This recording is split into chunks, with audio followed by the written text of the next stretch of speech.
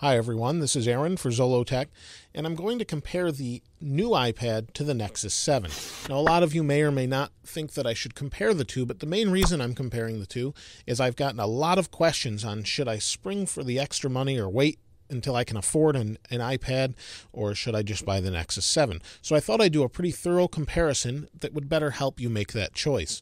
Overall, though, it's going to be a pretty tough choice depending on what you're looking for. Sometimes it may be easier, sometimes it may not be so difficult. So here you can obviously see the new iPad is much larger than the Nexus 7. We have a 9.7-inch screen as opposed to a 7-inch screen that's on the Nexus 7. The Nexus 7 has a resolution of 1280 by 800, while the new iPad has a resolution of 2048 by 1536. It's got a much higher resolution, which means text and things like that are going to look a little bit or a lot nicer, depending on how well you see on the new iPad. The overall screen quality, the new iPad seems to be more vibrant, colors pop a little more, where the new iPad, or the Nexus 7 rather, has kind of almost a washed out look to it in my experience. We're on auto brightness on both. I haven't set one brighter than the other. In fact, if I go here, you'll see it's actually, I can turn it down, but it is set to auto brightness under the settings. And these are the default settings based on the ambient light in the room. This will go quite a bit brighter, but overall, it's not a bad screen. It's just not as bright as you would think. It's on all the way up now on the Nexus 7, so you can kind of get an idea what they're both capable of. You can go a little bit brighter on the iPad. As far as storage options go, in the iPad we have 16, 32, and 64 gigabyte options with no SD card. In the Nexus 7 we have 8 gigabyte and 16 gigabyte storage options, and again no SD card. That's not really a problem usually too much, because a lot of the videos that would take up a lot of room are done via streaming, via Netflix or some other service like that, which is available on both. As far as the processor inside, the Nexus 7 has a Tegra 3 quad-core processor, which is quite fast, and the new iPad has a dual-core 1 gigahertz or A5 processor. It's not exactly known the actual specs, as Apple doesn't really say. Either way, both are equally fast. In fact, the Nexus 7 is probably faster as far as when it comes to videos and things like that. When it comes to cameras, the Nexus 7 only has one. It has a forward-facing camera here for video chat, things like that, which is okay. It's not fantastic. It's a 1.2 megapixel camera. As far as the new iPad goes, we have a 5 megapixel camera in the back for taking pictures and video, and we have a VGA camera in the front, which is for FaceTime calls, things like that. You wouldn't want to do any serious video recording with that. Both of them have Bluetooth and Wi-Fi. Depending on the options you get, the iPad can have 3G and GPS. This particular version is the Wi-Fi version, 32 gigabyte. The Nexus 7 actually has GPS regardless, but doesn't have a 3G option as far as SIM cards or carriers are concerned. Battery life in the Nexus 7 is about 8 hours, and I find that to be about right in my particular use of it. You have 8 to 10 hours in the new iPad. It just depends what you're doing with it. Generally 10 hours is about right. Overall, they're about the same as far as quality goes. The iPad feels very solid, rigid. The back is aluminum, and we have a headphone jack in the top as well, and our volume rocker, and we can lock the rotation or volume depending on how we set up that switch, and we have a dock connector here and a speaker on the back. On the Nexus 7, we have our screen here. On the side, we have volume rockers here, and this power sleep wake button. We have a nice back. It's a rubberized back. It's not leather, but even though it has that leather look to it, it is a rubberized back that's textured, so it's easy to hang on to. And we have Nexus and ASUS that makes the actual tablet with a speaker here. And then we have a 3.5 millimeter headphone jack and micro USB. That's it as far as that goes on the Nexus 7. Now, as far as the overall use of them, it's about the same. The Nexus 7, as you can see here, there's the camera overhead. I put in my password and unlock the screen. It will actually face unlock. So if you want to lock the screen, you can do that. It will face unlock. We also have Google Now that's built into the OS. So here we have Android 4.1 Jelly Bean, and over here we have iOS 5. 6 will be coming out shortly. 5 with Siri or voice dictation, those things will be on either. You don't really find yourself using them too much on tablets, at least in my opinion or experience. You don't seem to be using Siri too much unless you're dictating an email or something like that. You could do either on both devices. They're both equally good in that respect. As far as applications go, it's probably one of the number one questions I get asked.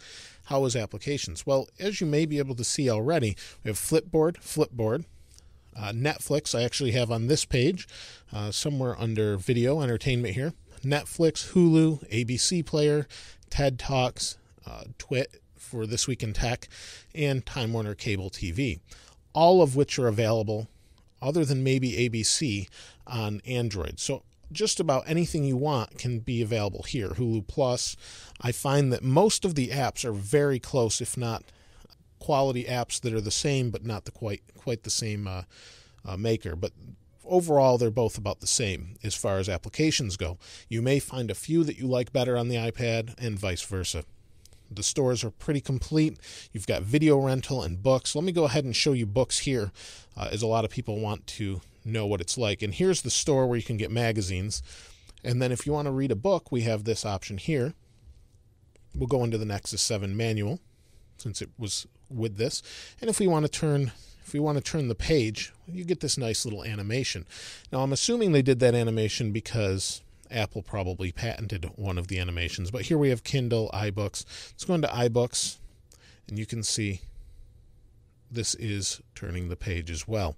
So you can turn the page on either or, and it's a nice animation. Sometimes I like to just let it snap to the last page, but you really don't need it to. It's not too big of a deal. You can just slide, and they each have animations, but it doesn't really matter too much. As far as watching movies, it's really nice on both of them. And in fact, on the Nexus 7, it fills the whole screen for the most part because of the shape and size of the screen. It's really nice, really fast, equally fast on both. In fact, here's the books that came with it. The Nexus 7 actually comes with Transformers, or at least mine did. It comes with the Nexus 7 guidebook. And on the iPad, you don't get any of the freebie stuff, so that may be a concern, although you really don't get that much free on the Nexus 7 other than that. Thickness of the devices is pretty close. The Nexus 7 is actually a little bit thicker, and that doesn't make too much of a difference. In fact, it makes it a little bit easier to hold on to in some respects. Now, as far as everything else goes, we've got a quality music player on both. We have iPhone or the iPod. Here we have music. There's a comparable thing between each one of them that I think you'll find equally satisfying depending on which device you're using.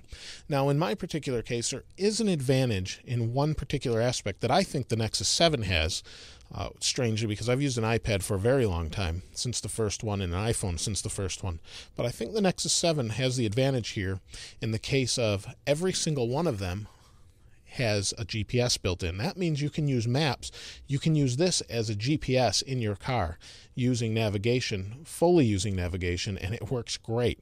In fact, it's better than most GPSs because it's got Street View, it's a large screen, and thanks to Android Jelly Bean, you can select a specific area and download the map. So no longer do you have to be connected to actual data on your device. You can be connected to nothing, and it actually will let you use this as long as you specify an area. So we have that in the options, make available offline. We hit this button and we can specify an area. We want to make sure this whole area is available offline. Once we do that on our home network, we have that whole area. We could do this for the whole United States. It would download to the device and you have all of the maps of the United States. So it works great as far as that goes. If you have the iPad with 3G, you'll also get the same functionality, but the maps won't be downloaded ahead of time unless you've actually got an application that did it, such as TomTom or something like that. That may change with iOS 6, but currently that's really how it works. The other advantage you have with the Nexus 7 is cost. You have $200, $199 and $249, 8 and 16 gigabyte models. So you have a huge price difference. This is starting at $500 and going up to $829 depending on which one you get. Now, I personally prefer the iPad because I like the little bit larger screen, and I do some work on it, such as with pages, with writing and things. As far as that goes, I prefer the typing on the iPad. Everything else, they're comparable in my opinion. So you could get most accomplished on both. But if you're going to do any work, in my opinion, when it comes to photos or typing, I prefer the iPad. That's just my personal experience, given the bigger screen. It's only a few inches, but that few inches adds some more workability. So overall, they're both great devices. I really like both. If your budget isn't there where you can get an iPad yet, just get a Nexus 7. You'll be plenty happy, and you'll have saved at least $300 and get just about all the functionality, if not more, in some respects. So definitely don't hesitate to pick up a Nexus 7 if you're thinking about a tablet. However, there are some things where the iPad's at an advantage with the screen resolution and vividness, and for me, being able to work in certain ways and syncing with your other Apple devices. If you have an iPhone, it'll be easier for an iPad when you sync between things. If you have an Android phone, you'll find the same is true with the Nexus 7. So there's those ecosystems there. But overall, great devices. Definitely recommend either or, and hopefully that helps you with your choice in which one you want to get. If you have any questions or anything else maybe I left out that you'd like to see, please go ahead and place that in the comments below. As always, thanks for watching. This is Aaron. I'll see you next time.